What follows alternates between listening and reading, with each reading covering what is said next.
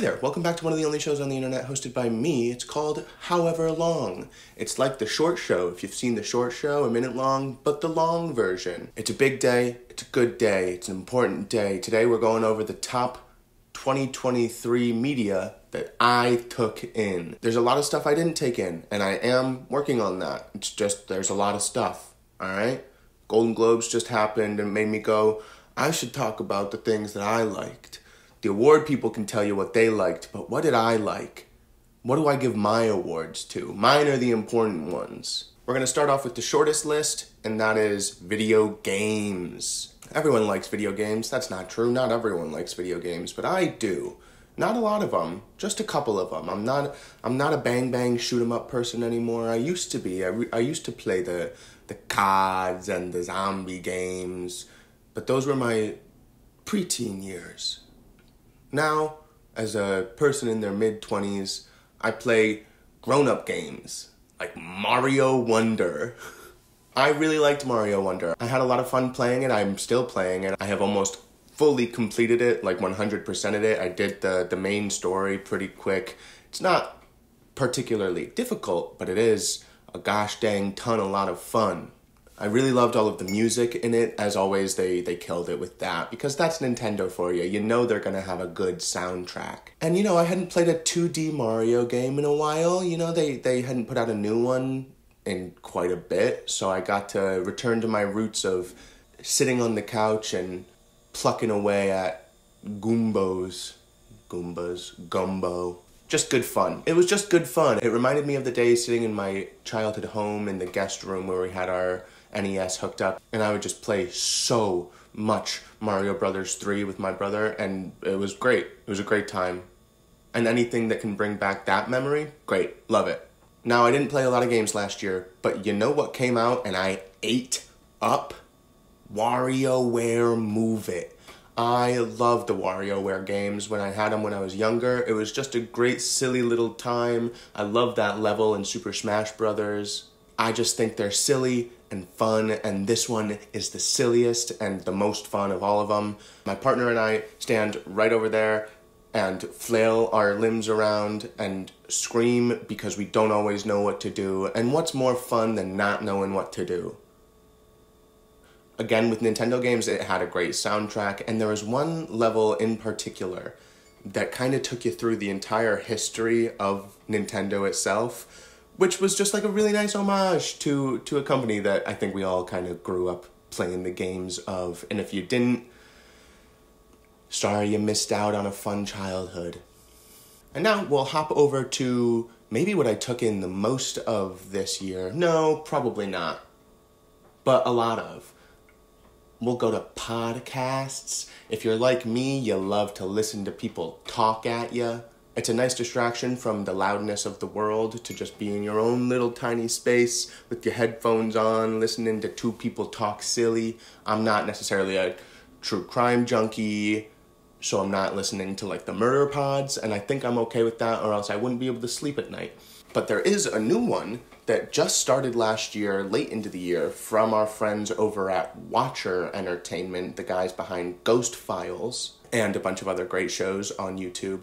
But their new show, called For Your Amusement, has been bringing me some laughs, and more importantly, I didn't know that I was such a history junkie when it comes to things that just don't matter, like roller coasters. I'm not particularly a person who enjoys roller coasters. I don't not enjoy them, but I don't go out of my way to find a theme park and hop on all the rides. I just, A, don't have the money, and B, no, yeah, A is probably it. I just don't really have the money to be able to go and do that for fun. So being able to listen to people talk about the history of roller coasters has been just really, really enjoyable. Especially the episode on, I gotta look it up, Waterworld. Is that right? Yeah, their episode on Waterworld, wherever Waterworld is, I don't even remember. Great. Super cool. Great to hear about the history of how they put such a spectacle together. If you enjoy theme parks or theme park-based things, I think you would really get a kick out of that episode. So go listen to that, then come back here. Well, go listen to that after this, and then come back here watch all of this again, and then leave your comment about how cool Waterworld sounds. Alright, for the next section we have props, so give me a second. We're talking about books, starting off with the one I just finished, In the Dream House by Carmen Maria Machado. The Washington Post called it a page-turner of psychological suspense, a literary treasure, and that is true. This is maybe my favorite memoir that I've ever read. I can thank my girlfriend Grace for suggesting that I read her collection of short stories called Her Body and Other Parties, which is, again, just pretty great. This deals with domestic abuse, emotional abuse, how that kind of trauma hangs over you throughout your entire life, even long after the abuse has happened. It is not a light read. It took me a bit because I had a lot to dissect, but it is well worth it. I highly suggest In the Dream House by Carmen Maria Machado. Now we'll follow that up with one that I'm currently working through. It came from The Closet, a collection of essays from a bunch of different writers, Carmen Maria Machado being one of them, all about horror movies. Now, I've only gotten into horror movies within the last couple of years, especially since Grace and I started dating because she's a big fan. There are so many essays in this book that I haven't read yet because I haven't seen the movie yet. So we have a list of movies that we're crossing off, and then I get to go read the essay, and it's a really fun way to watch movies that I haven't seen because I get to see someone else dissect them, and they're all queer reflections on horror. So it's queer people seeing themselves in movies that maybe not everyone always sees themselves in. Some of my favorites so far have been the Hereditary essay, the Chucky essay, the one on Sleepaway Camp, and Jennifer's Body, which was written by Carmen Maria Machado and was just incredible. Great movie, loved that movie, but the essay that Machado wrote was so great to be able to read directly after a viewing of the movie. I had seen that one before, but getting to look at it from a lens outside of my own was really great. So if you're a fan of horror, if you're a fan of queer literature, read this book. It's a great time. And then one that kind of hit me out of surprise because I was buying it as a gift and then ended up devouring it myself is The Clementine graphic novel by Tilly Walden, Book 1. This is a follow-up on the Walking Dead series that I didn't read, but did play the Telltale game of and watched some of the TV show when I was younger. This is the best of the Walking Dead world, in my opinion. I just got Grace Book 2 for a gift, so I'm going to read that very soon. But Book 1, A, the art style is just so beautiful. And B, it's just a lovely story. The writing is really incredible. The person at the bookshop that I bought this from here in Chicago, I was looking for queer graphic novels because I'm trying to get Grace into graphic novels as she's gotten me into horror. And this felt like a great sort of middle ground. There's zombies, there's queer romance, there's airplanes. It's just really great. Read Clementine. You will thank me.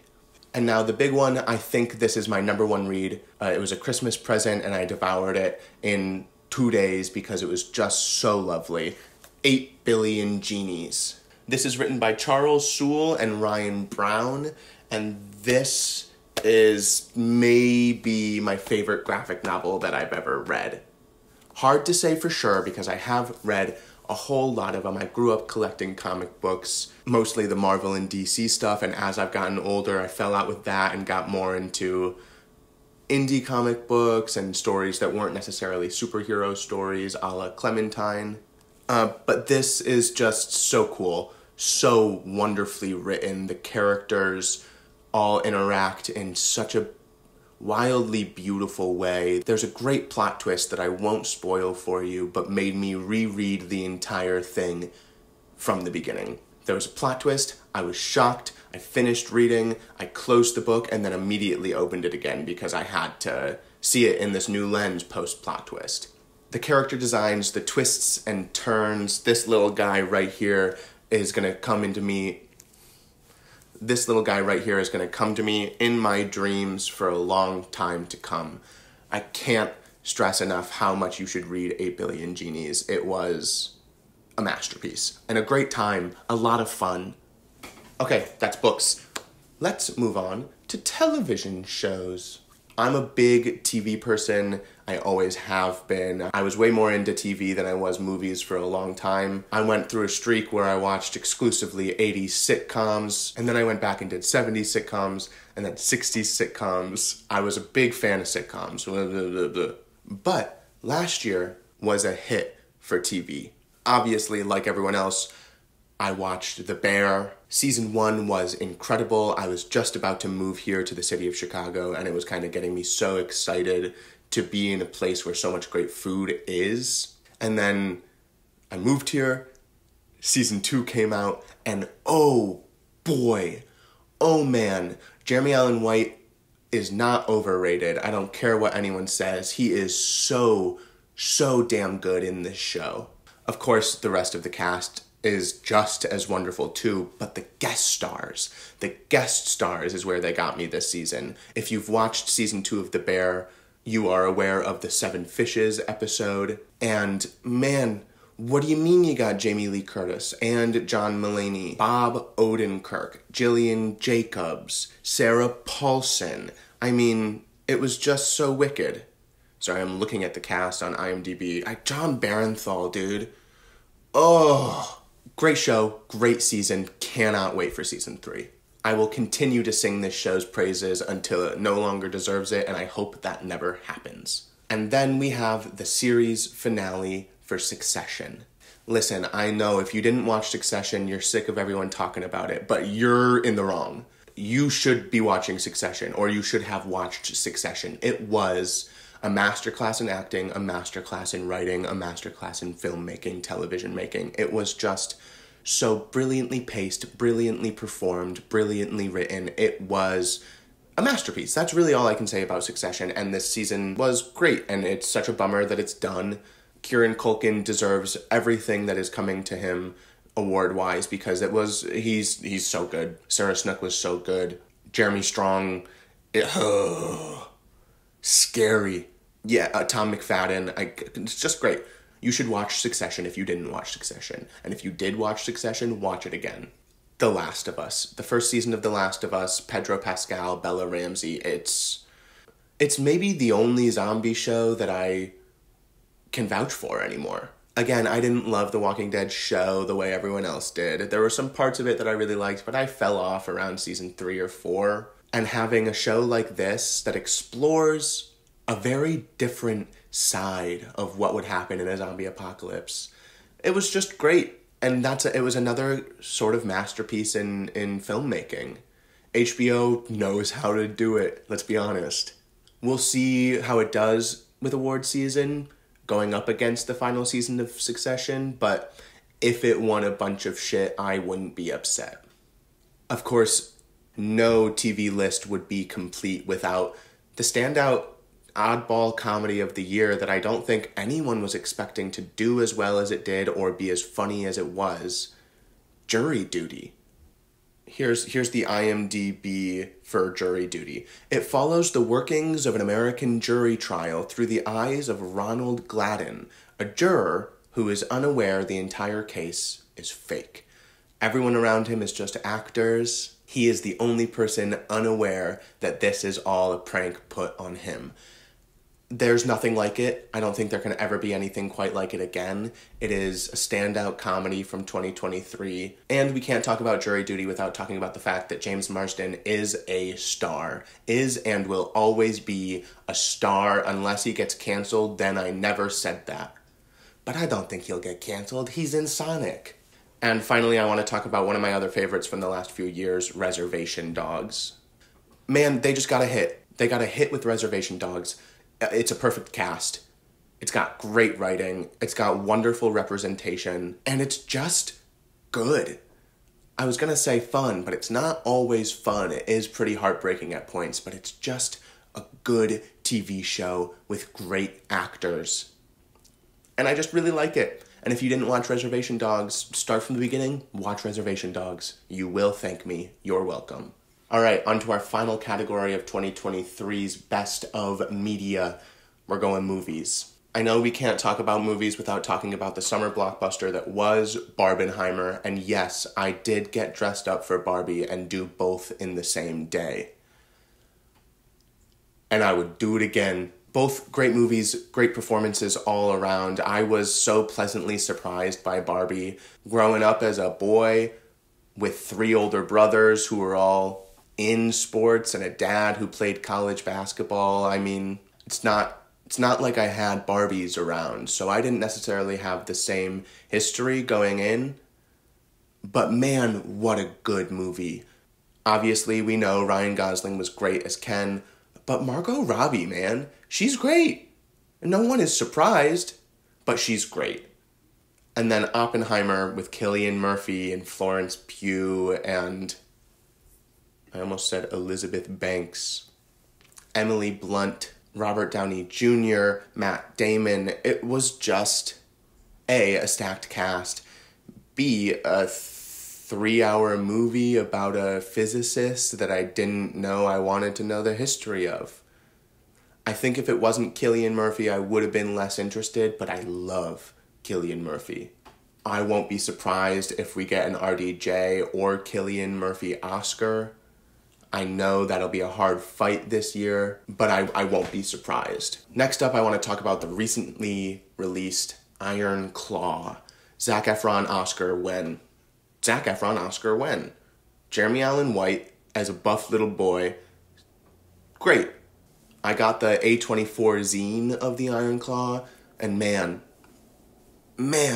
what a sad history that family has. I won't spoil it for you, though you probably already know. All I'll say is that it might be the highlight of Zac Efron's career. I don't even think that's a might. I think it just is so far. I think he's going to continue to do great work, but it's going to be hard to top what he did in this. Then we'll go over to a bit of a sillier one that I think a lot of people really liked, but I know it had a pretty niche audience, myself being one of those people. Theater Camp. Another hit for Iowa Debris from The Bear and so many other projects this year. She was a standout for me. Of course, Ben Platt was Ben Platt. Molly Gordon was Molly Gordon. They were both excellent. This was a great project for both of them. Jimmy Tatro. Jimmy Tatro's a star. He made me crack up in the theater when I was seeing this movie. I think about him singing Post Malone's Better Now all the time, and I still laugh. Standout cast, great comedy of the year. I just really enjoyed it. And I can't talk about movies this year without talking about Wes Anderson's newest hit, Asteroid City. I loved it. I know not everyone loved it. I think it's, if not my favorite of his, my second favorite. It's hard to beat Fantastic Mr. Fox. Of course, look at me, I would say that. But Asteroid City was just so great. Some of the best performances that he's gotten out of a cast. Beautifully shot in a wonderful location, great subject matter. Just a good, fun flick, you know what I mean? That being said, my favorite movie of the year was The Holdovers. And Paul Giamatti, I would love to see him win that Oscar. I know he's a Nepo baby, I don't care. He was so good in The Holdovers. Divine Joy Rudolph should get an Oscar. That was the best performance of the year from her. She gave the best performance of the year. I don't care what anyone else says. I loved The Holdovers. I loved The Holdovers so much. I will be watching it every year around Christmas for the rest of my life. It became an instant classic. The vibe is incredible. Let's start with the vibe is incredible. Sad at points, but the way the movie is shot in the setting it's shot in, which is an old all-boys boarding school, which, growing up, Paul Giamatti did go to an all-boys boarding school. And this one was in New England, and it was just so beautiful. I'm like, man, why didn't I have a place this gorgeous to go through my adolescence? Things would have been different if I had... Blah, blah, blah, blah. I cannot sing the praises of The Holdovers enough. It is my best picture of the year. I will be shocked if it wins, but also no, I won't, because I feel like everyone really liked it. But when it's up against stuff like Killers of the Flower Moon and Oppenheimer and Barbie, it's gonna be the underdog, I think. We'll see. We'll see when the Oscars roll around what actually happens. Maybe I'll do a minute long or however long on my Oscar predictions. That could be fun. Ooh, look at me come up with that right now on camera. When Paul Giamatti goes, "It's this eye." I cried. I cried during that movie. I cried like a little baby. That movie made me feel like a kid in the best of ways. I can't quite explain it. If you've seen it, maybe you understand. I just really loved it. It was just a quirky little oddball comedy, drama, and those are right up my alley. I think that's what we got. If I missed anything, let me know down in the comments below. Talk about your favorite movies, TV, books, games, podcasts of the year. Let's share the wealth. If you liked something a lot, tell me about it. I might be able to check it out. If you feel like checking out anything that I talked about, go check it out. Come back, tell me what you thought. I would really like that. That'd be a lot of fun for me. Yeah. Thanks for watching this very long video, probably the longest video on my channel. Not a probably, it is, this is going to be the longest video on my channel. I just really like to talk about the art that I like. Is that such a problem? Tell me about your favorite stuff from the year. Thanks for watching. Thanks for being a part of this little community that we're creating. As always, I've been Micah Mabey. This has been However Long, and you have been a camera. Thanks.